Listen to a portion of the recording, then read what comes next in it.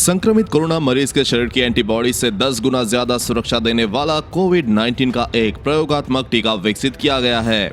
University of Washington school of medicine के वैज्ञानिकों को यह सफलता मिली है। यह एक नैनो पार्टिकल वैक्सीन है जिसका प्रारंभिक परीक्षण चूहों पर सफल रहा। अब इस प्रयोगात्मक टीके का मानव परीक्षण किया जाएगा। यह शोध सेल पत्रिका में प्रकाशित हुआ है।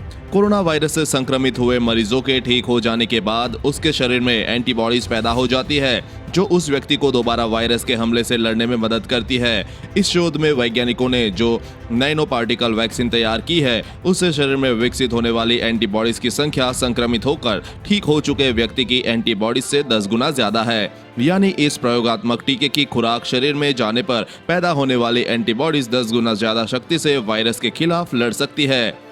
दूसरे संभावित टीकों से ज्यादा ताकतवर।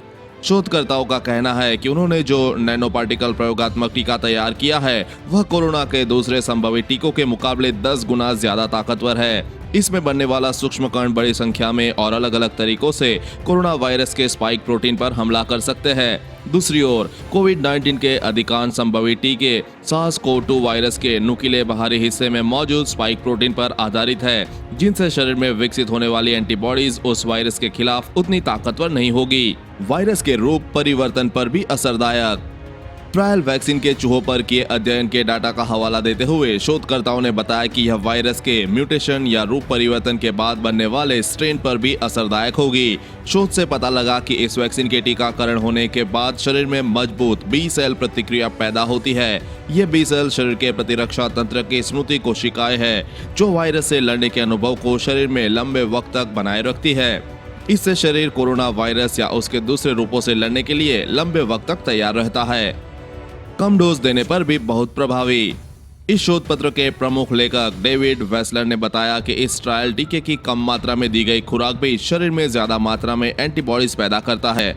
दरअसल यह एक संरचना आधारित टीका है जिसके प्रोटीन नैनो पार्टिकल खुद ही बंद हो जाते हैं, जिससे एक बार में 60 रिसेप्टर निकलते हैं जो शरीर में घुसने वाले वायरस को खुद में बांध लेते हैं, जबकि अणु आधारित संरचना में इतनी बड़ी तादाद में प्रोटीन नहीं निकलते। इसके लिए इसकी कम डोज भी कारगर होगी। आसान रखरखाव के कारण किफायती होगी। दुनिया भर में कोविड-19 के कई टीके विकसित किए जा रहे हैं, पर उनकी मैन्युफैक्चरिंग, भंडारण और उसे एक स्थान से दूसरे स्थान तक ले जाना बहुत बड़ी चुनौती है। शोधकर्ताओं के मुताबिक इस वैक्सीन की कम खुराक ही सुरक्षा देगी, जिसे फ्रीजर के बाहर भी रखा जा सकता है। इसलिए इसका दुनिया भर में वितरण आसान और किफायती होगा। इस खबर के बारे में अपने विचार नीचे कमेंट बॉक्स में लिखकर बताएं। वीडियो को लाइक और अपने दोस्तों के साथ शेयर करना ना भूलें। साथ ही कोरोना वैक्सीन से जुड़ी हर खबर सबसे पहले पाने के लिए चैनल को सब्सक्राइब कर लें।